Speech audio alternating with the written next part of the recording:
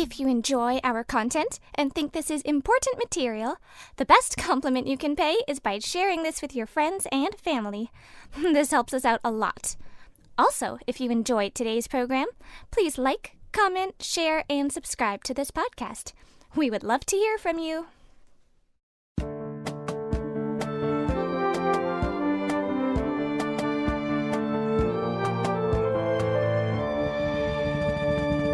The Truth in My Days podcast is sponsored by the Truth in My Days ministry.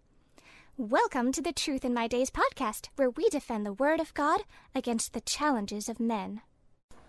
Hello all. Today we have Sonia interviewing John about literary dependence and the synoptic problem. This is looking at the process by which the gospel authors went about writing the gospel books. Given that the gospel books are so similar, particularly Matthew, Mark, and Luke, it raises the questions such as, do they copy each other? Are the similarities due to the divine inspiration from the Holy Spirit? What do the evangelical scholars say about this? Is there something wrong with their approach? John will be looking to answer these questions and more. We're continuing from the previous episode today. We hope you enjoy. So let's sum up for a moment the various, what I call liberal paradigm assumptions that we've looked at, and then see why and how these are used to undercut the credibility of Christianity. One of the paradigm assumptions that we discussed is whether the gospel books were anonymous or whether they were written by the people to whom they are ascribed. If the latter, it means we have eyewitness testimony from 2 apostles, 3 in total, 1 through an agent, and a 4th, Luke, who got his evidence from eyewitnesses. Without that, if we would accept that they're anonymous, then where did they get the information from? Well, it came from oral traditions and copied writings that themselves depended on oral traditions. Most evangelicals don't accept this in total. Many of them will argue for Matthew, Mark, Luke, and John as the writers, but at the same time, they do accept the idea that they were writing based on oral traditions, which seems very, very strange to me. If you're an eyewitness, why would you write based on somebody else's oral traditions? So how do we know who made up the oral traditions? Well, there would be no way of knowing it. They would assume that it was the apostles, the earliest preachers who made them up. And then the liberals will tell us that these expanded in the telling, and by the time the gospel writers began to write based on these oral traditions, they might have had a kernel of truth about the original Jesus, but they have been fleshed out by all kinds of legendary additions, such as miracles and the resurrection. Some of the well-known Bible scholars went to the point where they said, the gospel books, it may be a kernel of historical truth in them, but they're so overlaid by legends that we can't even discern any of the originals. So the idea, very strange, would be that the apostles started the oral traditions, and then when they wrote the gospel books, they didn't base it on their own eyewitness testimony from which they started the oral traditions, but instead used a bunch of oral traditions from themselves, but which also had legendary accretions to it. It just doesn't make sense. Then we saw the idea of the Q document and literary dependence, that the gospel writers copied one from the other. And again, we saw the evidence doesn't support that. It doesn't explain too many things. It doesn't explain why you have all of these differences, verbal differences between the gospel writers if they're copying from each other. Liberals floated the idea of Q, that Matthew and Luke not only copied from Mark, but they also copied from this unknown document called Q, from which they got material that is common to Matthew and Luke, but not in Mark. And we looked at the problems with this. Not one manuscript, not one quotation, not one mention in any of the church fathers. Late dating of the gospel books, this is pretty much universally accepted by evangelical scholars. They will agree with the liberals. Yes, the earliest material we have on Jesus is from Paul, not from Matthew, Mark, Luke, or John. And that's a huge problem because Paul was not himself a direct eyewitness, certainly not to the events of Jesus' career. But that's almost universally accepted. Mark and priority, we've gone through that Mark was the first one written. The critical text, we did a whole series on this, but the critical text, the Nestle Aland text, it's called the current edition of it, the scholarly edition, based fundamentally on two manuscripts, 4th century, that are missing the last 12 verses. And so there's no resurrection there. It's kind of funny that church fathers were quoting from these 12 verses long before those two manuscripts came along. It's strange when you hear evangelical scholars trying to explain that these verses can't be authentic because look at the style in them, look at the vocabulary, it's so non-Mark and it's so different from Mark. And I'm wondering about those early church fathers, those early Christians, deadly serious about their faith, in peril for their lives. These were people who were much closer to the events, who had much more reliable sources of information, and for whom Koine Greek was the living language. The idea that somehow these people, to whom it is the living language, their mother tongue, perhaps the only language they speak, don't notice all these strange differences in style and vocabulary, and somehow modern scholars 20 centuries later do recognize them, that seems to me to be extremely hubristic. Are the Gospels even a big enough sample to make any determinations about the writer's style and vocabulary?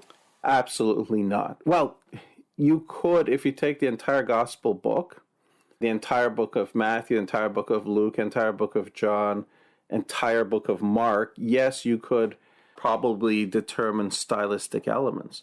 But to take a tiny subset, to take 12 verses and try to analyze the style of the 12 verses and compare it to the rest of the book, no, that's absolutely can't be done. This is the way human communication works. We tend to change up our vocabulary based on what we want to say, what our audience is, and so on. Dean Bergen, for example, pointed out the obvious. If you look at the Gospel according to Luke, his prologue is very different stylistically and in terms of vocabulary from the rest of the book, but nobody thinks that those original 4 verses are not authentic. Same thing with the Gospel according to John. Those first 14 or 15 verses, stylistically and vocabulary-wise, are very different from the rest of the book, but nobody suggests that's not part of it. To take a sample of 12 verses, a sample of 100, 200 words, you can't do it. In fact, a fellow named George Udney Ewell, who's one of the giants in the history of statistics, a British statistician, he specialized in applying statistics to literary documents.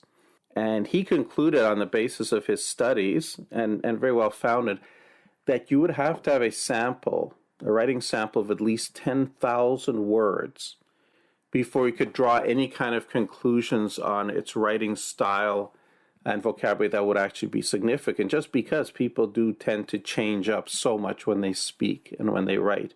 So Gospel according to Mark is over 11,000 words long. You could determine certain stylistic characteristics, but you can't take a sample of a couple hundred words and make conclusions on that. So it's absolutely unfounded.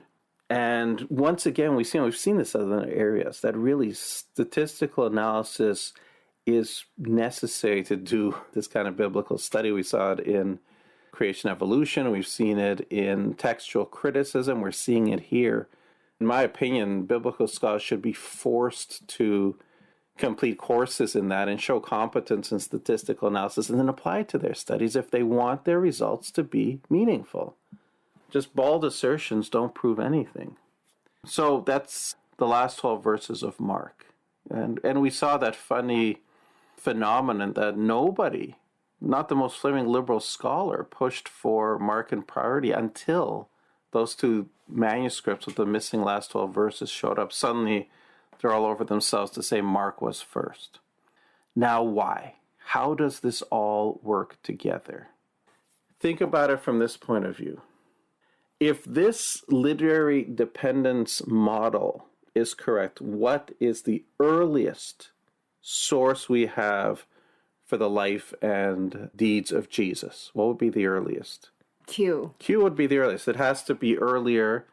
Well, it could perhaps, in theory, be as early as Mark, but it certainly has to be earlier than Matthew and Luke since they both used it. But scholars will try to push it as earlier than Mark because remember, Mark has the prophecy of Jesus about the destruction of the temple. That came true, so Jesus either foretold the truth or the book had to be written no earlier than the year 66. And they want to have Q earlier than that. So Why 66? Wasn't the temple destroyed in AD 70? it was destroyed in the year 70, and so that used to be the cutoff. But some are willing to go a little bit earlier because they say that once the rebellion, the Jewish rebellion actually started, then an astute person could foresee how it would end up. That certainly the Jewish rebels would not be able to hold out against the armed might of Rome, and the city and the temple would be destroyed by the angry Romans. So they're willing to go back. Not all of them. Some of them will say, hard and fast has got to be 70, not earlier than 70, or even a little bit later. That would be better. But some are willing to go back 69, 68, 67, at least to the start of the Jewish rebellion and the start of the war with Rome, but not before that. So here you go. Q is the earliest source. Mark is next.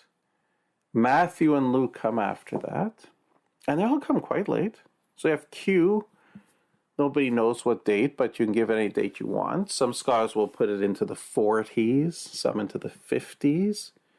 So you have Q there. And then you have Mark. Mark is not earlier than 66 at the earliest. And then, much later, Matthew and Luke. But they've just copied from Mark. So they don't have independent testimony.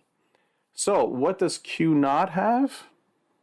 Resurrection. There's no resurrection of Jesus. What about Mark? Does Mark have a resurrection of Jesus? Well, if they have discredited those last 12 verses, then no. Exactly. And this is why it was necessary to have Mark and party once those manuscripts were discovered.